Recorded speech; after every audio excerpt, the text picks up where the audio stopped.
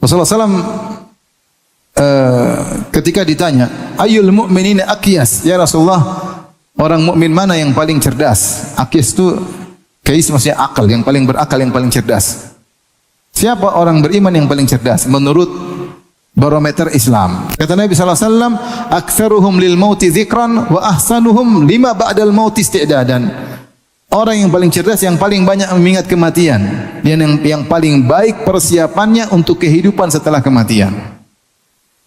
Maka kita tidak ragu bahwasanya dalam kehidupan ini banyak sekali yang buat kita lupa dengan kematian.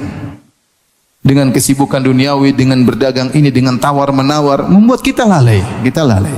Tidak secara total, tapi membuat kita lupa ya. Dengan kesenangan, dengan ngobrolan sana sini, kita lupa bahwasanya ada kematian yang siap menjemput kita kapan saja. Dan sebagai kita tahu, kematian tidak harus sakit dulu. Kematian datang tidak harus tua dulu. Kematian kalau datang kapan saja.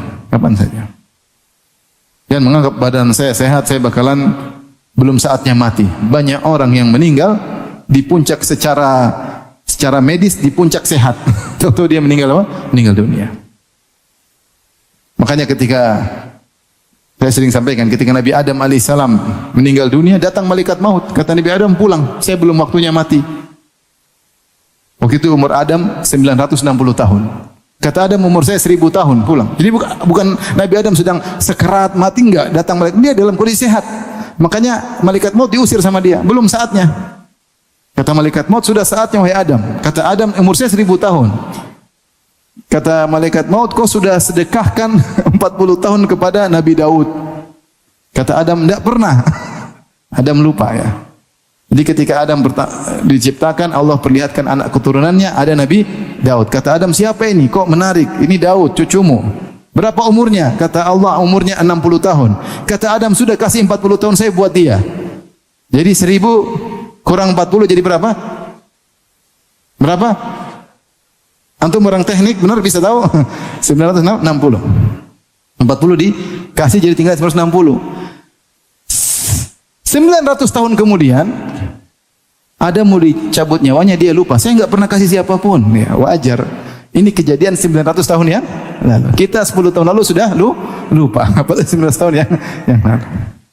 Akhirnya Nabi berkata, nasiya Adam wa nasiya dzurriyyatuhu. Adam alaihissalam lupa dan keturunannya juga apa? Lupa.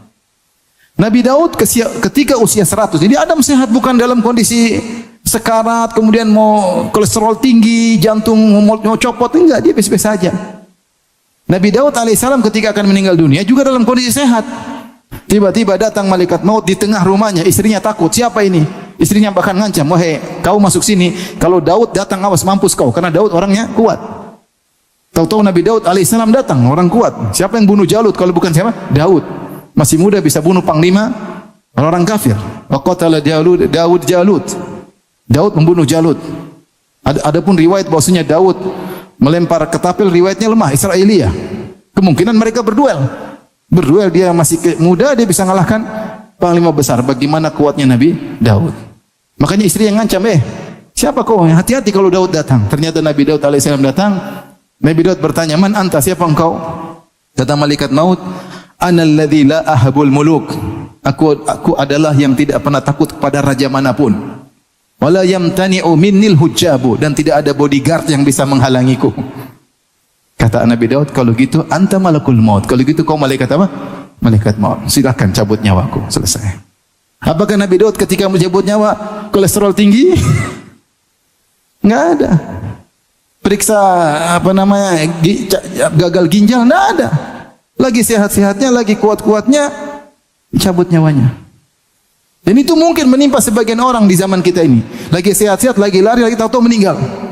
Kalau meninggal katanya kena serangan jantung. Kenapa jantungnya berhenti? Ya kalau udah mati jantungnya pasti apa? Berhenti. Dicabut nyawa, selesai. Makanya para ulama mengatakan, siapa yang selalu ingat kematian akan diberi anugerah dengan 3 anugerah. Yang pertama adalah semangat dalam beramal soleh. Yang kedua, segera bertobat. Yang ketiga, qanaah. Ini ciri orang yang persiapan untuk kematian. Selalu beramal soleh, selalu bertobat kepada Allah, yaitu tidak menunda-nunda amal soleh. Bertobat kepada Allah dan qanaah. Dan siapa yang lupa dengan kematian, dia akan diberi 3 hal yang buruk. Pertama, taswif, nunda-nunda amal soleh, nanti aja, besok saja, bulan depan saja. Nanti. Karena dia merasa umurnya masih panjang. Dia tidak ingat kematian. Yang kedua, ya, dia menunda taubat. Kalau maksiat, nanti aja taubatnya, nanti aja. Karena dia merasa dia bakalan apa? Masih hidup. Ini ciri-ciri orang tidak ingat kematian. Yang ketiga, tidak qanaah. Selalu ingin dunia lebih banyak. Tidak qanaah dengan yang dia ada. Allah sudah kasih kebutuhan, kecukupan, masih pingin lagi. Beda kalau kamu punya kebutuhan, beda. Saya harus, misalnya harus beli ini lagi. Kenapa? Beli kendaraan lagi buat anak saya mau kuliah, butuh kendaraan. Tidak apa-apa, kita cari untuk kepentingan anak-anak. Tapi ini sudah ada, nambah lagi di luar daripada kebutuhan. Nah, ini contoh tidak ingat kematian. Di luar dari kebutuhan. Kalau butuh nggak ada masalah. Kita ditanya, dihisap oleh Allah bisa jawab. Saya memang ada perlu. Tapi kalau kita nggak perlu, kita beli, itu namanya kamu siap nekat untuk dihisap.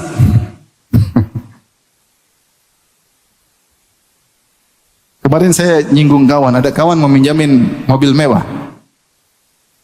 Saya singgung dia. Saya bilang, saya nggak berani pinjam. Saya pinjam aja takut dihisap. Apalagi yang punya. Maksudnya dia pinjamin ke saya supaya meringankan hisapnya. Saya bilang saya pinjam aja takut dihisap. Apalagi yang punya. Jadi maksud saya, kalau sedang kematian kita hidup ini pasti ada target. Saya ada target. Saya harus umrah, saya harus haji, saya harus belajar ini, saya harus meninggalkan maksiat, saya harus keluar dari riba misalnya. Ada target. Karena kita nggak tahu kapan kita akan meninggal dunia. Kita nih betapa banyak ulama yang meninggal sebelum proyek akhirat mereka selesai. Banyak ulama nulis buku belum selesai mereka meninggal, banyak. Belum selesai mereka meninggal. Bahkan seperti misalnya sebenarnya Nawawi nulis buku tidak selesai. Al-Majmu' Syarh Muhadzab tidak selesai meninggal dunia. Contoh seperti Al-Hakim ketika menulis Al-Mustadrak. Ulama mengatakan banyak hadis-hadis yang belum dia koreksi lagi keburu meninggal. Jadi dia tulisan kasaran, melalui diperiksa sedikit demi sedikit, diperbaiki. Sebelum selesai meriksa dia meninggal dunia. Makanya dalam bukunya masih banyak hadis-hadis dhaif, bahkan hadis palsu dalam kitab Al-Mustadrak. Sedikit, tapi ada hadis-hadis dhaif banyak. Dia belum sempat periksa kembali keburu meninggal dunia. Sebaliknya banyak orang yang proyek dunia belum selesai sudah meninggal dunia. Bikin rumah gede-gede, ditongkrongi 20 tahun bangunnya, belum terima kunci sudah meninggal dunia. Subhanallah. Belum selesai proyek dunianya sudah meninggal dunia, yang nikmati orang lain. Nah, kita dalam hidup dunia ini harus punya proyek akhirat yang kita targetkan.